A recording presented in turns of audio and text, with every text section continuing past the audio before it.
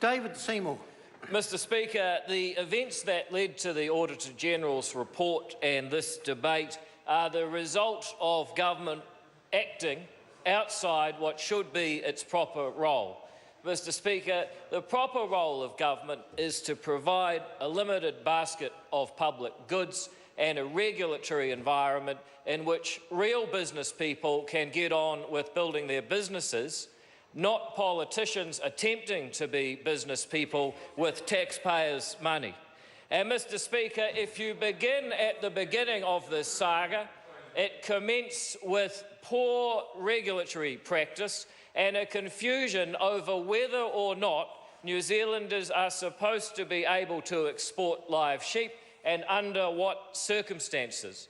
And Mr Speaker, had that simple question been answered in a clear and principled way, we wouldn't be here. But of course, the opposition, when in government, banned live sheep exports. The government promised some people they would reverse the ban and then didn't. And throughout this, there was no principled approach to how a government should regulate. But then it got worse. Then we got activist government that attempts to wheel and deal and make commercial deals and pick winners and try to be an activist government in business with taxpayers' money. And you can hear the opposition members thinking, that's right, that's what this government does all the time. That's what they did with Sky City, trading regulatory favours to have a convention centre built.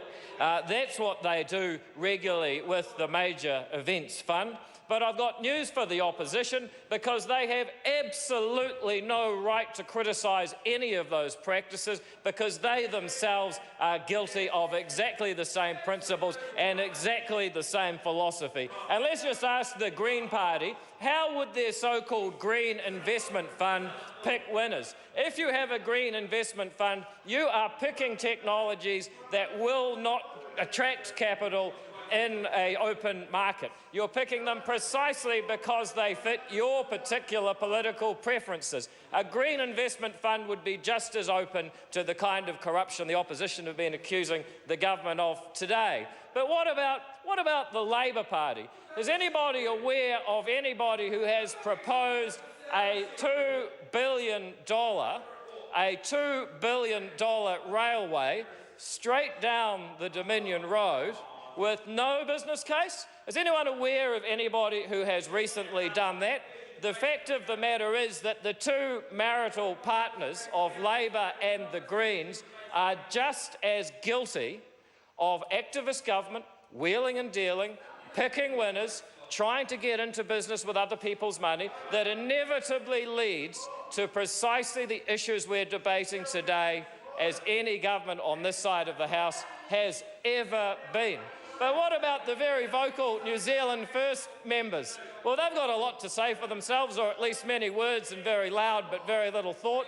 Who in New Zealand First does not want to give more money to their own particular preferred hobby horse, or should that be trains? Actually, horses wasn't a bad metaphor. How many in New Zealand First know their own history of giving oodles and oodles of cash, taxpayers' hard-earned money, to the racing industry because it fits their particular political preferences? How many of them would love to give hundreds and hundreds of millions of dollars more money to Kiwi Rail to open non-viable railway lines?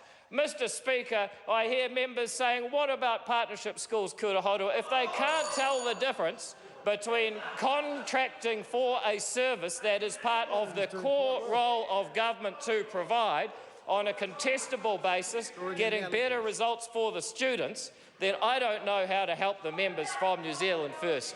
Mr Speaker, the fact of the matter is that the events today are not extraordinary. They are symptomatic of a government and of governments of both sides of the House, of both stripes, who think it is the most normal thing in the world for an activist government to wheel and deal, to pick winners, to spend other people's money on their own political prerogatives of the day. And all of the opposition members who have been crowing about this report have no different principle from that they are criticising today.